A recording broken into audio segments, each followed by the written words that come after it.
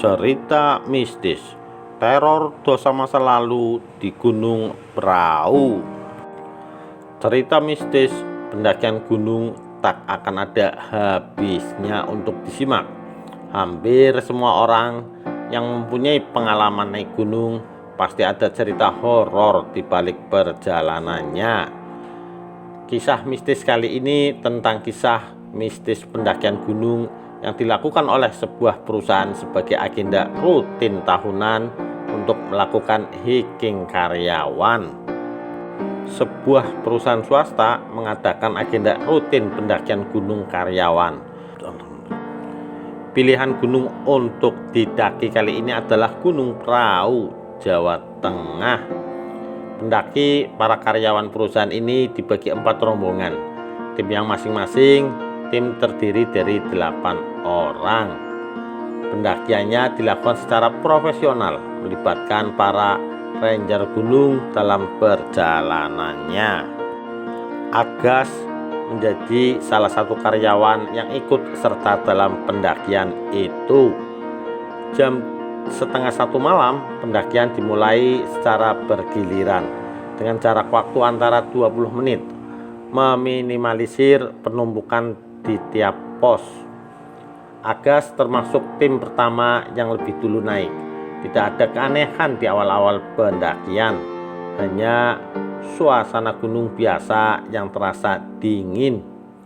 Namun menjelang pos pertama, anggota lain yang bersama Agas melihat ada orang melambaikan tangan di jalur depan mereka menuju pos.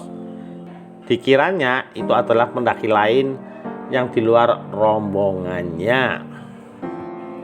Ketika semakin dekat ke pos pertama, nihil, tidak ada satu orang pun di area itu.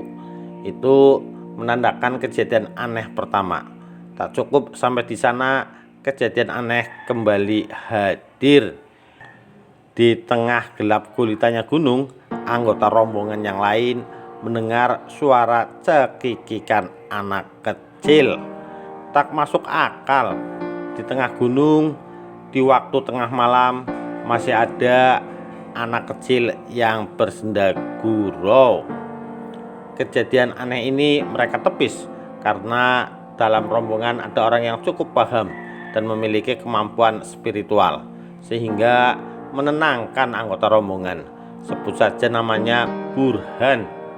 Singkat cerita, tim 1 ini mulai sampai di pos 2. Cuman karena isi rombongannya banyak ibu-ibu, tim 1 ini tersusul sama tim 2. Kedua tim sama-sama sampai di pos 2. Mereka sama-sama istirahat di pos 2 cukup lama, karena di tim 2 pun ada seorang pejabat perusahaan yang kakinya terkilir bernama Pak Nova, berkisar 50 tahunan.